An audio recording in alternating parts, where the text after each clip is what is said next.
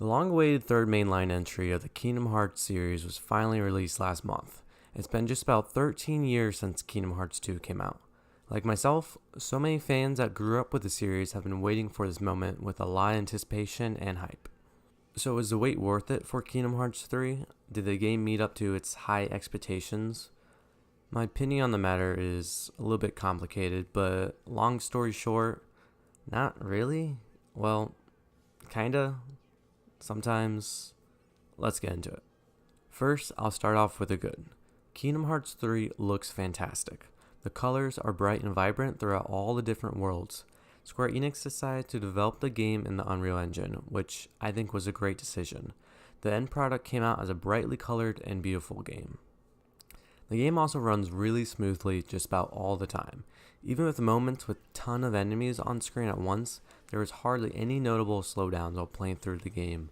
And I did my playthrough on an original Xbox One console, so I can only imagine it being close to perfect running on an Xbox One S system or a PlayStation 4 Pro. The game has a large selection of Keyblades you can choose from that you collect from each of the different worlds you visit. Each Keyblade has a special ability along with it you can use in battle. This made trying out different Keyblades a lot of fun and interesting. Most of the special abilities are pretty cool and useful. Like previous games, you can unlock and use different abilities for Sora. These abilities can add new moves for combat, aid your HP and magic, and give you new ways to maneuver around. It is pretty fun unlocking new abilities, equipping them, and trying them out throughout the game. Also, like games before in the franchise, the boss fights are pretty cool and a big part of the game. They're large-scaled and plentiful. Although it seems like every boss has such a huge health bar in this game, the battles can eventually become a little drawn out and get tiring. And while the boss fights were still fun in Kingdom Hearts 3, I couldn't help to feel like the bosses from the Disney worlds were a little bit better in the previous games. So that's some of what I liked in Kingdom Hearts 3, and most of these were aspects from previous games that are what made those games fun, and they were improved upon in Kingdom Hearts 3.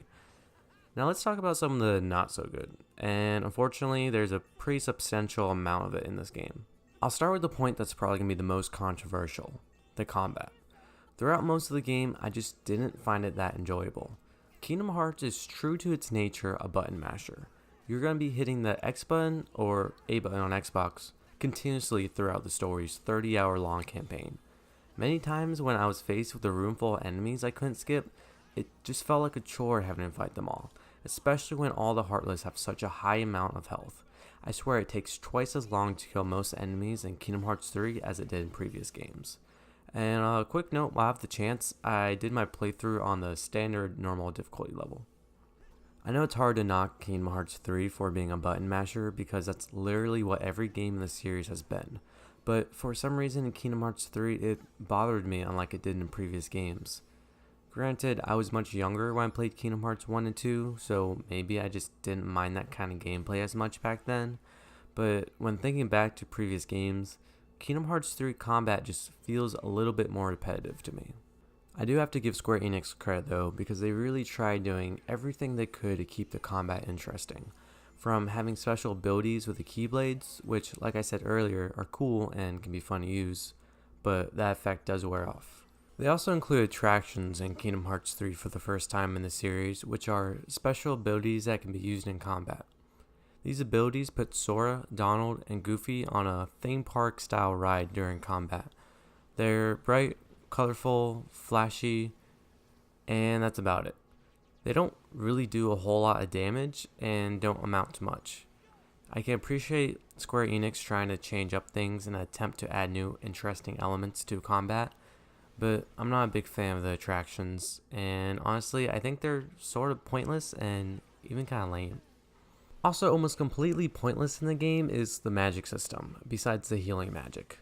There's really no reason to use it at all besides for healing yourself, and they even managed to make that difficult. This sorta goes back to the problem with the combat in general with the game, but whenever you use a healing spell, you have to wait for your MP bar to charge back up. But you take so much damage in this game so easily, oftentimes you find yourself getting hit, healing yourself, then immediately lose all that health you just regenerated. Now you have to run around trying to avoid getting hit while your MP bar recharges, just so you can heal yourself get a few more hits in, and have to repeat the process. This happened often in the game for me, and it got really old really fast. Sure, if you have a few potions in your inventory, you can use those to heal you, but sometimes you forget you don't have any equipped, and once you're in combat, you cannot go into the screen to equip more potions. Companions in the game are also still as useless as ever.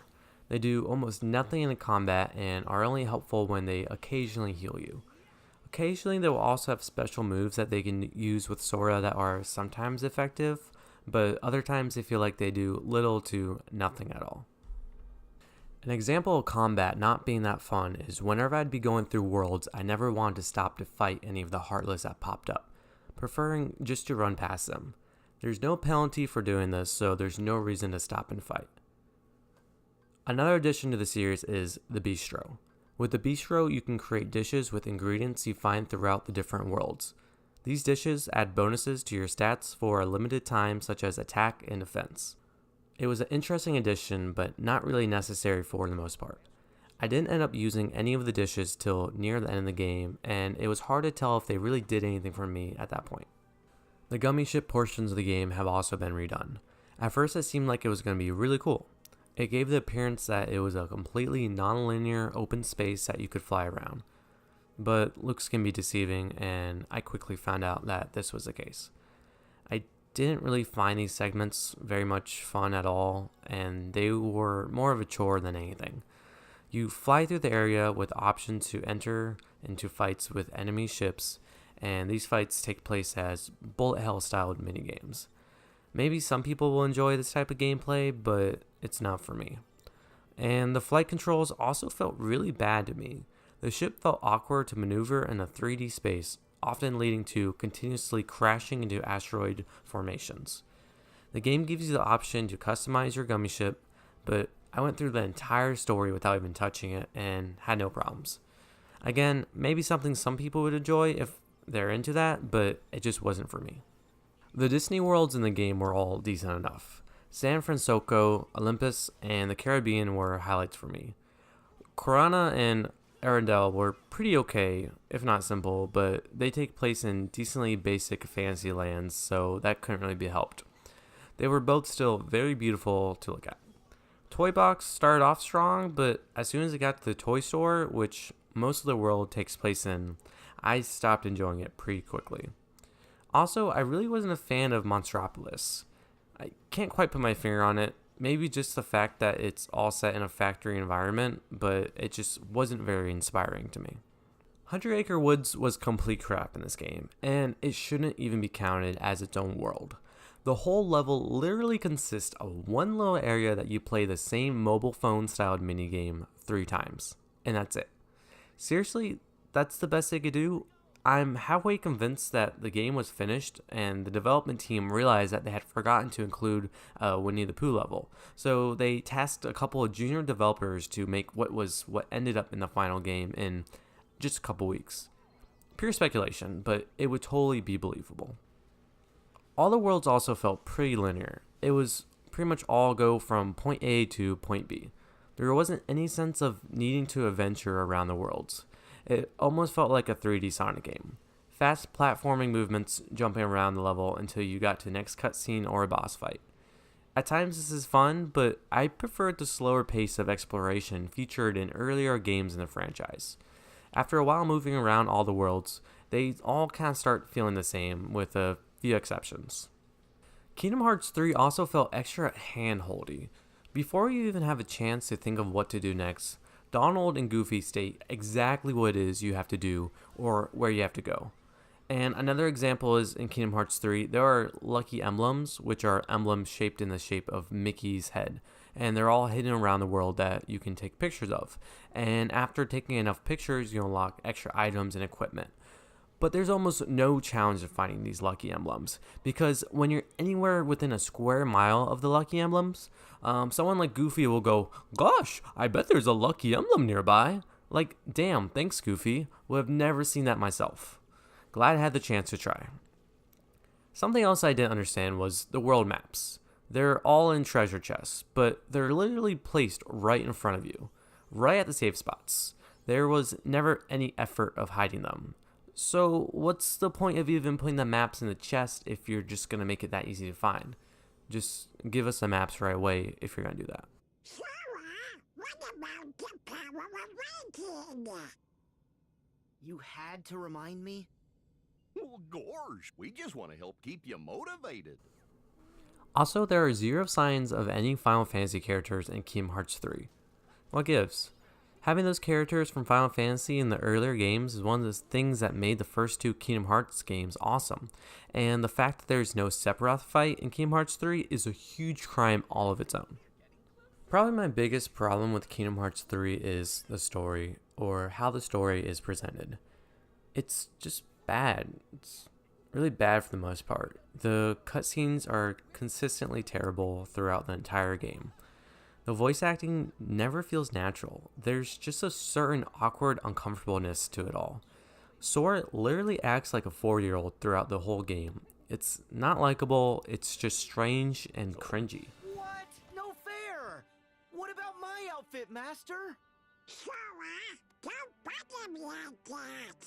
I can consider it.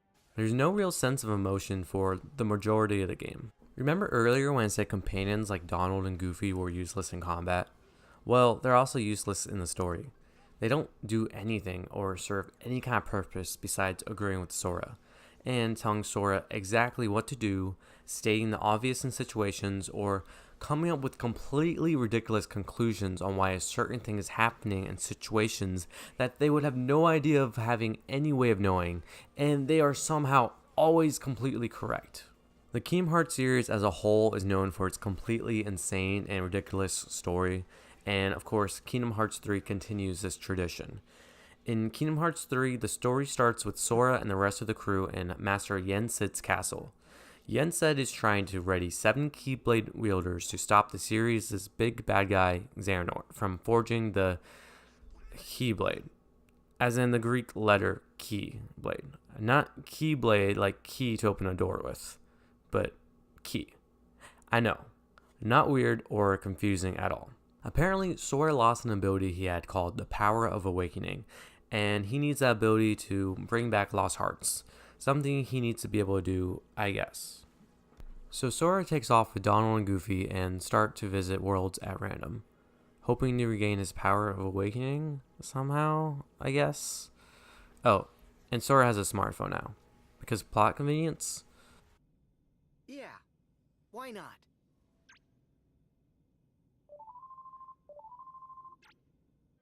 And you can also go around taking selfies, which admittedly was a bit charming. Cheese! Elsewhere, Mickey and Riku are in the Shadow Realm searching for Aqua, which I guess is the main character from the PSP game Birth by Sleep that I never played, but apparently I was supposed to. And Axel, or Lee, I guess it's Lee now? I don't know why, but okay, it's Lee. Lee and Kairi are away in the hyperbolic time chamber from Dragon Ball Z to become Keyblade Masters really fast so they can help the cause. And we don't see very much of them at all until near the end of the game. So that's where the game takes off from. But there's so much more weirdness in the story involved throughout the game that even if you played every single game beforehand, it's likely you would still have trouble wrapping your head around everything. Like how the main antagonist, Xehanort, has 5 different versions of himself working with himself. His current old age version, a teenage version of himself that present day Xehanort went back in time to give the power of time travel to so that teenage Xehanort can go into the future and help the present day version of himself. Okay. There's also a version of Xehanort that took over the body of Terra, another character I don't know about because I didn't play the PSP game. Then there's a heartless version of the Xehanort possessed version of Terra called Ansem. And then there's Zemus, the nobody version of the Xehanort that came from Terra's possessed Xehanort self. Quick reminder, Heartless is the living form of darkness that comes from somebody's heart. And in the Kingdom Hearts franchise, the hearts are really more like their soul, but they call their souls hearts. I don't know. And a nobody is what's left of that person after they lost their heart to darkness. Confused yet? You're not alone. This shit is crazy. Also, incredibly confusing is the fact that there are multiple versions of multiple characters in the game, or characters that look near to or exactly the same as other characters. The main example being Roxas and Ventus. They use the same exact character model. Who thought this was a good idea? I just don't understand why. There's also Dark Sora, Venatus, which looks just like Sora for some reason. They had some BS explanation in the game, but I'm not buying it. And there's also 2 Rikus, which I guess the second evil Riku is really the Riku you fought against in the first game? I don't know. Pete and Maleficent also show up in the game again, and they do absolutely nothing and have zero significance on the plot. They walk around a little bit in a small handful of cutscenes looking for a black box that never shows up. Assuming it's a plotline building up for a future title, but why even include it in the game if they're not going to do anything with it? Why are you snooping around? That would be none of your concern. Anyway, I'm going to stop there with Kingdom Hearts story because it can easily take up a whole nother video all on its own. Whenever trying to figure out Kingdom Hearts story, I always feel like Charlie Day in It's Always Sunny in Philadelphia when he's investigating Peppa Sylvia's mail. One more thing, there's an enemy called the Unversed in this game, which are somehow different from the Heartless and the Nobodies, but they only show up way later in the game and rarely even show up after that. It's weird, and I'm not really sure what the point of including them were. It's like they wanted to introduce a new enemy for Kingdom Hearts 3, but they didn't really commit to fleshing them out. I guess they were also in Birth by Sleep or something. I don't know. Okay, so I know I've been hitting on the game pretty hard, and it might sound like I don't like it or I even hate it. And honestly, while playing through the game's story, I really wasn't sure how I felt about the game. It wasn't a great feeling for most of the playthrough, but near the end of the game, that kind of started to change, and I'm not entirely sure why. But by the time I got to the end credits, I knew I loved it. Let me start by saying I really enjoyed the last 5 hours or so of the game once you pass all the Disney worlds. But I can't really discuss any of that because it practically all be spoilers. But to me, it really saved the game. In those last 5 hours or so, the game really felt like I was playing a Kingdom Hearts game again from my childhood. It tickled this feeling inside that only Kingdom Hearts can do. I'm not sure if Kingdom Hearts 3 deserves my love, or if it's just an overly strong sense of nostalgia I'm having because this series was such a big part of my life growing up. I probably won't play through the game again for a long while, but there's no denying playing through it was a unique and special experience that I so very rarely ever get anymore while playing video games today. During certain times playing through the game, it literally made me feel like a kid again playing through the previous games on the PlayStation 2 growing up. That's the kind of experience only a game as crazy as Kingdom Hearts can deliver, and that's why I love it. And that's why Kingdom Hearts 3 will hold a special place in my heart. If you're someone who has never played a Kingdom Hearts game before, I can't really recommend that you play through this game. And it's something I haven't been recommending to my friends that have asked me about it and that haven't played previous games. You'll probably think it's confusing, weird, and you might even hate it. But if you're like me and grew up playing the games and had that same close connection to them, I'm sure Kingdom Hearts 3 will make you feel the same way it made me feel. It's a mess of a game, and a franchise really, but I love it for what it is. So that was my experience with Kingdom Hearts 3. Let me know how you felt while playing through the game in the comments below. And if you enjoyed the video, feel free to give it a like. They really go a long way with helping Master Quest grow. And subscribe for future gaming related content. Thanks for watching, and may your heart be your guiding key.